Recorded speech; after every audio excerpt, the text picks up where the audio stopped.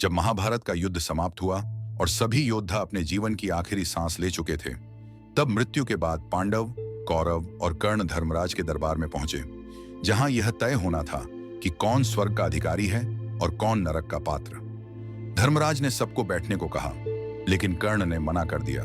उसने कहा कि वह पांडवों के साथ नहीं बैठेगा, क्योंकि उसका जीवन और मृत्यु दोनों दुर्योधन के साथ बीता है और वह हमेशा उसी के साथ रहेगा।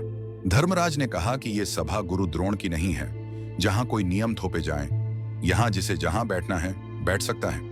युधिष्ठिर ने आग्रह किया कि अब जब मां कुंती ने कर्ण को अपना पुत्र मान लिया है, तो वह उनके साथ बैठे, लेकिन कर्ण ने कहा कि वह पांडव कभी नहीं था और आज भी दुर्योधन के साथ ही रहेगा।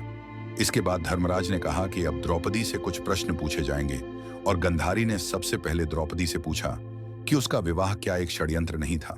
द्रौपदी ने जवाब दिया कि उसने स्वयंवर में विवाह किया था, लेकिन गंधारी ने सच्चाई पूछी कि उसने सबसे पहले किसे देखा था। द्रौपदी ने स्वीकारा कि उसने सबसे पहले कर्ण को देखा था, लेकिन जब उसे सूत पुत्र कहा गया तो उसने मन बदल लिया। गंधारी ने कहा कि उसने अर्जुन से इसलिए विवाह किया ताकि अपने पिता द्रुपद के अपमान का बदला ले सके।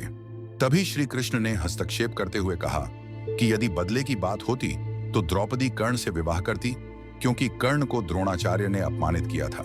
फिर श्री कृष्ण ने बताया कि वास्तव में द्रौपदी पहले कर्ण से विवाह करना चाहती थी, लेकिन उन्होंने ही उसे अर्जुन से विवाह करने को कहा, जो उस समय साधारण वेश में मौजूद था। तब कर्ण ने द्रौपदी से पूछा कि अगर उसने उसे पहले देखा और पसंद किया तो विवाह क्यों नहीं किया। अगर वह कहती तो वह द्रोण से बदला लेने में उसकी मदद करता, तब महाभारत कभी होता ही नहीं। द्रौपदी ने जवाब दिया कि वह कर्ण से इसलिए विवाह नहीं कर सकती थी क्योंकि कर्ण हर बार दुर्योधन की बात मानता था, और अगर दुर्योधन कहता कि उसे चीर हरण करो तो वह शायद वही करता। इसलिए वह खुश है कि उसने श्री कृष्ण की बात मानी और अपने दिल की नहीं। फिर धर्मराज ने कुंती से पूछा कि द्रौपदी कैसी बहू थी, तो कुंती ने कहा कि वह सबसे श्रेष्ठ थी, लेकिन खांडव प्रस्थ में जब दुर्योधन पानी में गिरा तब उसका मजाक उड़ाकर उसने दुर्योधन को चोट पहुंचाई और वही कारण बना महाभारत का। तब श्री कृष्ण ने कहा कि द्रौपदी ने वही धर्म की बात कही जब सब चुप थे, और वो ही सच्चा साहस है।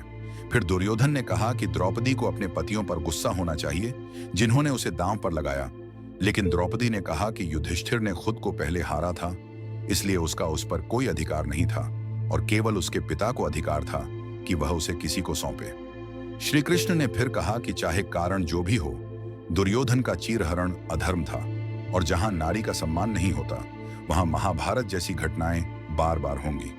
अंत में धर्मराज ने कहा कि द्रौपदी का नाम इतिहास में हमेशा सम्मान और शक्ति के प्रतीक के रूप में याद किया जाएगा, क्योंकि एक स्त्री में वो ताकत होती है जो पूरे युग को बदल सकती है।